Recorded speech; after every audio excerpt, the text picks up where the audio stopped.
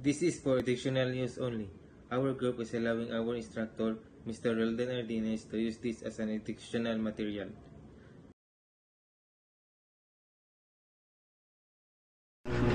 Government policies and programs to address environmental crisis in response to this crisis. Governments and international bodies have implemented various policies and programs aimed at mitigating environmental damage and promoting sustainability. Agreements. Paris Agreement 2015, signed by nearly all nations. The Paris Agreement aims to limit global warming to well below 2 degrees Celsius, above pre-industrial levels. Countries set targets to reduce greenhouse gas emissions and are encouraged to develop renewable energy sources. Second is national environmental policies. Many countries have aimed at reducing emissions and promoting renewable energy. For example, the United States has regulations through the Environmental Protection Agency, or EPA, while the European Union has implemented the European Green Deal, aiming for carbon neutrality by 2050. Countries like China and India, which have faced high levels of pollution, have introduced policies to reduce coal consumption, increase renewable energy capacity, and regulate industrial emissions. Third is deforestation and biodiversity conservation. Reducing emissions from deforestation and forest degradation. This international program incentivizes developing countries to reduce deforestation and forest degradation by providing financial compensation. Plastic pollution and waste management. Some countries have implemented bans on single-use plastics, with the European Union banning items like plastics, straws, and cutlery. Other countries have introduced policies that encourage recycling and waste reduction. For instance, Germany has a strong recycling system in place, while Japan has implemented strict waste management practices. The origins of global environmental crisis stem from a complex web of social, economic, and technological factors that have escalated over centuries. Human activities have increasingly disturbed natural systems due to the following factors. Industrialization. The Industrial Revolution led to rapid advancement in manufacturing, leading to significant environmental degradation. Factories and the burning of fossil fuels release unprecedented amounts of carbon dioxide and other pollutants into the atmosphere, setting the stage for global warming and climate change. Population growth. Rising population has increased demand for resources like water, land, and energy. Expanding urban areas, agriculture, and industrial sectors have led to deforestation, loss of biodiversity, and increased pollution. Resource exploitation. Overuse of natural resources like fossil fuels, minerals, and water has led to depletion, pollution, and ecosystem degradation. This extraction without regard for sustainability has disrupted ecological balances globally. Agricultural practices. Industrialized agriculture relying heavily on chemical fertilizers, pesticides, and irrigation has contributed to soil erosion, water pollution, and habitat loss. Manifestation of environmental crisis. Environmental crises are manifested in various interconnected ways, visible in everyday life and felt globally. Pollution. Air pollution. Industrial activities, vehicular emission, and burning of fossil fuels release pollutants like sulfur dioxide, nitrogen oxide, and particulate matter, which are linked to respiratory diseases and cardiovascular problems. Smog and acid rain are visible consequences. Water pollution. Discharge of industrial waste, chemicals, and plastic into water bodies contaminates drinking water, harms aquatic ecosystem, and disrupts food chains. Soil pollution. Use of pesticides, fertilizers, and dumping of industrial waste impacts soil quality, reduce agricultural productivity, and pose health risks to humans and animals. Global warming and climate change. Global warming is primarily driven by the greenhouse effect, where carbon dioxide, methane, and other gases trap heat in the atmosphere. This results in rising global temperatures, leading to extreme weather events like hurricanes, floods, droughts, and heat waves. It impacts ecosystem, melts glaciers, and rises sea levels, threatening coastal cities and island nations. Desertification.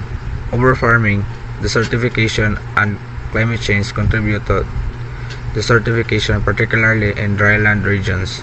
This process degrades land, making it unproductive, causing food insecurity, and leading to the displacement of communities. Africa's Sahel region is particularly affected, but desertification is a global issue. Ozone depletion. The depletion of the ozone layer, largely due to the chlorofluorocarbons and other ozone-depleting substances, has thinned the protective layer that shields Earth from harmful ultraviolet radiation. Increased UV exposure leads to health problems such as skin cancer and cataracts, and damages ecosystem. These environmental issues affect daily life worldwide. Air quality alerts. Many cities regularly issue warning due to the high levels of air pollution, particularly during peak traffic hours or industrial activity spikes. Prolonged exposure can lead to asthma and other respiratory conditions. Water boil advisories. In some regions, people must boil tap water due to contamination. This is especially common in areas near factories and agricultural runoff. Temperature extremes. Heat waves and extreme cold are becoming more common, affecting work, health, and access to basic services. This temperature change are linked to climate-induced weather variations. And lastly is reduced biodiversity in urban areas.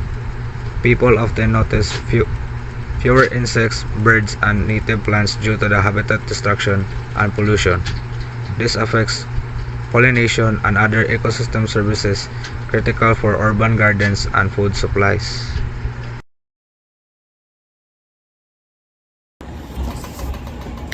The relationship between population growth and environmental issues. Population growth is closely linked to environmental problems. As the world's population increases, the demand for resources such as food, water, and energy also rises. This increased consumption puts pressure on the environmental, leading to various ecological challenges. First, resource depletion. As more people require food, water, and energy, natural resources are consumed at a faster rate. This leads to shortage of clean water, fossil fuels, and agricultural land. Second, environmental degradation. More people lead to more waste, population, and habitat destruction. Activities such as deforestation, industrial pollution, and overfishing harm ecosystem and reduce biodiversity. Third, climate change. A growing population increases greenhouse gas emissions due to higher energy demands and deforestation. This contribution to global warming, extreme weather events, and rising sea levels. The last one, loss of biodiversity. Population growth often leads to urbanization and agricultural expansion, which destroy natural habitats and endanger plants and animal species. Food security. Food security is a complex issue with far-reaching implications for individuals, communities, and nations. It encompasses the ability of all people at all times to have access to sufficient, safe, and nutritious food that meets their dietary needs and preferences for an active and healthy life. The four pillars of food security. Availability. This refers to the physical presence of food in sufficient quantities to meet the needs of the population.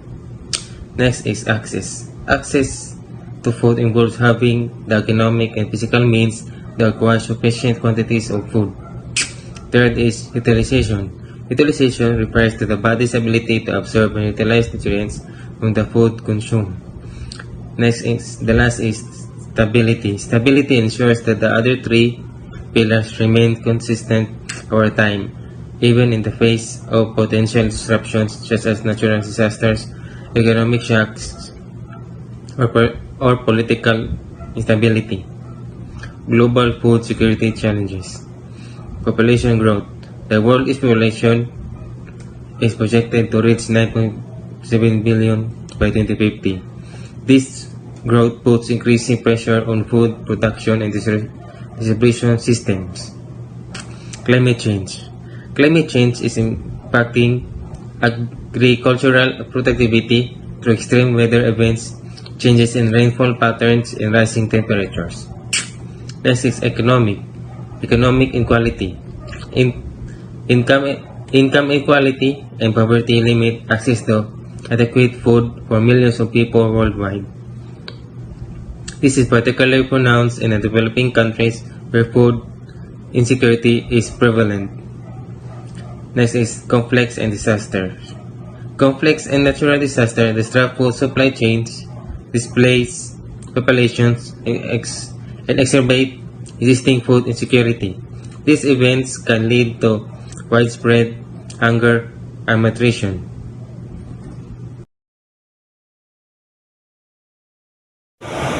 The relationships between population growth and sustainability is complex and interwoven, as a growing population has direct and indirect impacts on environment, resources, and social systems. Here are the key aspects of relationships include resource demand. A larger population increases demands for essential resources such as food, water, and energy, and raw materials. If these resources are over-extracted without consideration for renewability, it can lead to depletion and environmental degradation, making long-term sustainability harder to achieve. Environmental degradation. With increased resources consumption, there's often a higher output of waste and pollution. More people can mean more industrial activities, transportation needs, and waste production, all of which contributes to air, water, and soil pollution, as well as greenhouse emissions. This degrades ecosystem and threatens diversity, crucial components for maintaining ecological balance and resilience. Land use and habitat loss. Population growth often requires more land for housing, agriculture, and infrastructure, leading to deforestation and habitat destruction. This can harm diversity, disrupt ecosystem, and increase the likelihood of species extinction, impacting the overall health of the environment. Climate change. A growing population tends to accelerate greenhouse gas emissions through increased fossil fuel consumption for energy, transportation, and industry. Higher emission contributes to global warming and climate change, creating challenges for sustainability development and affecting the stability of climate system that humans and ecosystem rely on. Food and water security. Population growth puts pressure on food production and freshwater availability. If agriculture practices are not sustainable, soil degradation and water scarcity can result, leading to potential food security and further strain on water security, particularly in regions always experiencing shortages. Social and economic strain. Rapid population growth can restrain public services, healthcare, education, and employment opportunities in many developing regions. This can lead to poverty, inequality, and poor living standards. which make it more difficult to prioritize or implement sustainability practices. Innovation opportunities. While rapid growth poses challenges, it can also drive innovation and adaptation. Urbanization, for instance, can promote efficient resource use and sustainable practices through impact living, mass transit system, and green infrastructure. Population growth can also fuel innovation and renewable energy, sustainable agriculture, and resource conservation. To achieve sustainability amid population growth, society need to prioritize responsibility resource use, invest in renewable energy, improve efficiency in agriculture and industry, and promote social policies that encourage smaller family sizes. Sustainability population level are a key factor in ensuring that the future generation inherit a planet capable of supporting human life in a healthy, balanced way. Sustainable development is central to addressing environmental crises like pollution, global warming, and resources depletion, while allowing economic growth. It aims to meet current needs without sacrificing future resources.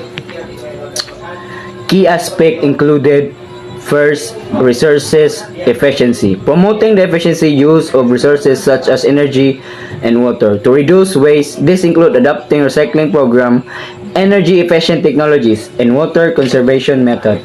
Second, renewable energy, shifting from fossil fuel to renewable energy source like solar, wind, and hydropower.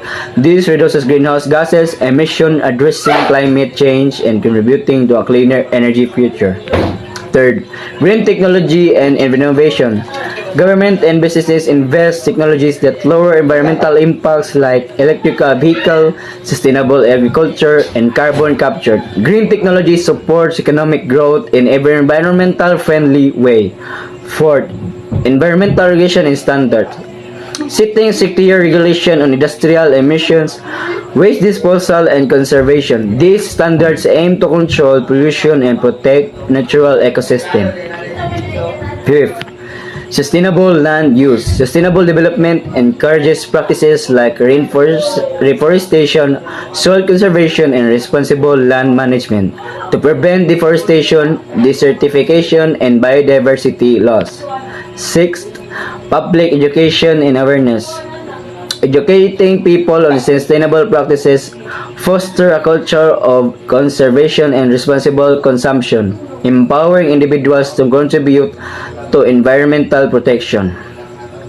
Real-world examples include the European Green Deal, which target EU climate neutrality by 2050, and China's renewable energy goals aiming for carbon neutrality by 2060. Sustainable agriculture programs in Africa and Asia promote soil conservation and food security.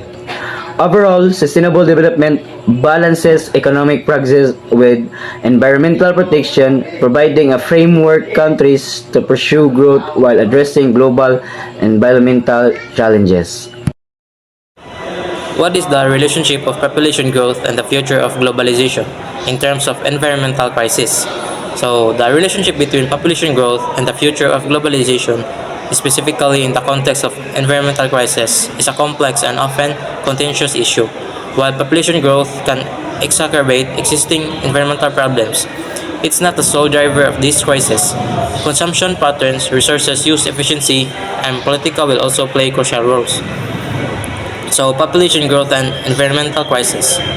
Population growth can contribute to environmental crisis in several ways. First, increased resource demand. A larger population requires more resources, including food, water, energy, and land. This increased demand of natural resources, deforestation, and habitat loss. Second is elevated pollution. Increased industrial activity and consumption associated with population growth to contribute pollution of air, water, and soil. This can have detrimental effects on human health and ecosystem. And next is climate change. Population growth, particularly in developing countries, can lead to increased greenhouse gas emissions, agriculture, and deforestation. This contributes to global warming and climate change, with severe consequences for ecosystems, human health, and economies.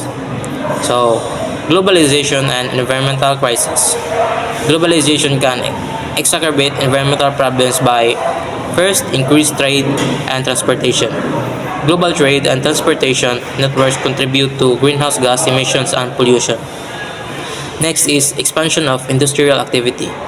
Globalization can lead to the expansion of industrial activity in developing countries, often with less stringent environmental regulation. And next is increased consumption. Globalization can lead to increased consumption of goods and services, putting further strain on natural resources and contributing to pollution. However, globalization can also be a force for a good in addressing environmental crisis. Number 1, technological innovation. Globalization can facilitate and sharing of knowledge and technologies, leading to advanced in renewable energy, resources efficiency, and population control. The second, international cooperation. Globalization can fostering in the international cooperation on the environmental issues such as the climate change, biodiversity conservation, and sustainable development. The future of globalization and environmental crisis. A balancing act. The future of globalization in the face of environmental crisis will be depend on our ability to balance economic growth with environmental sustainability. This requires a multifaceted approach. Number 1, sustainable consumption. Promoting sustainable consumption partner that minimize environmental impact. Second, resources efficiency. Improving resources efficiency in the product and the consumption. Third, renewable energy. Transitioning to renewable energy resources to reduce greenhouse gas emission. Fourth, environmental regulation. Enforcing stricter environmental regulation to protect ecosystem and human health. Fifth, international cooperation. Strengthening international cooperation to address sharing environmental challenges. In our conclusion, a complex interplay. The relation between population growth, globalization, and environmental crisis is a complex and dynamic. While population growth can be exacerbate environmental problem, it's essential to recognize that the consumption partner resources as the efficiency and the political will also play significant roles. The future of globalization will define our ability to find a balance between economic growth and environmental sustainability.